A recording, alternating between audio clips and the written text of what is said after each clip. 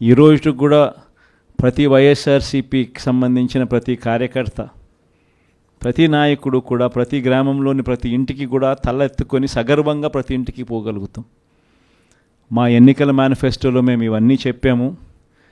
చెప్పిన ప్రతిదాన్ని కూడా ఒక బైబిల్గా, ఒక ఖురాన్గా, ఒక భగవద్గీతగా భావిస్తూ ఏకంగా 99% హామీలు అమలు చేసి మేము మన్ననలు పొందగలిగాము. మాకు కోవిడ్ లాంటి సమస్యలు ఎదురైనా కూడా ఏ రోజు సాకులు చూపించలేదు, ఏ రోజు ఇవ్వకుండా ఉండడానికి కోసం కారణాలు వెతుక్కోలేదు.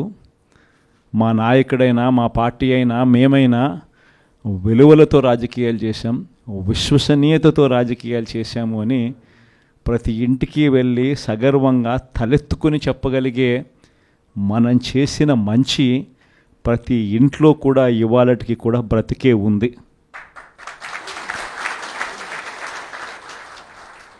ఈ మంచి ఎక్కడికి పోలేదు.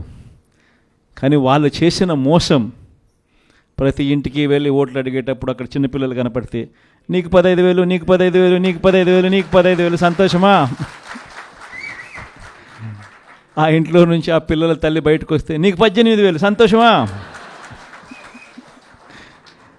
ఆ ఇంట్లో నుంచి ఇంకొక అక్కచెల్లెమ్మ ఎవరైనా బయటకు వస్తే నీకు కూడా 18,000, సంతోషమా?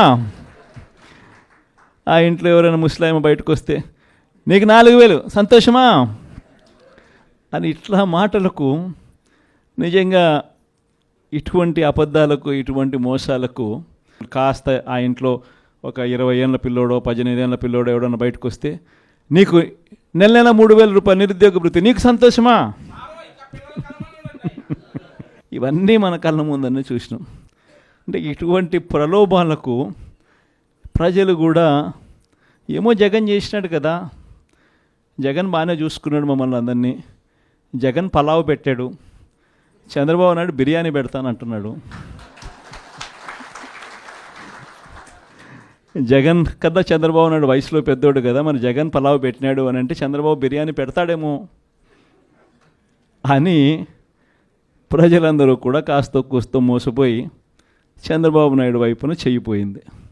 కేవలం 2.5 నెలల్లోనే ఒక ప్రభుత్వం మీద ఇంత వ్యతిరేకత రాగలుగుతుందా అన్న ప్రశ్నకు ఏదైనా ఎగ్జాంపుల్ ఏదైనా ఉంటుంది అని అంటే అది చంద్రబాబు నాయుడు గారి ప్రభుత్వమే అని చెప్పి కూడా చెప్పచ్చు.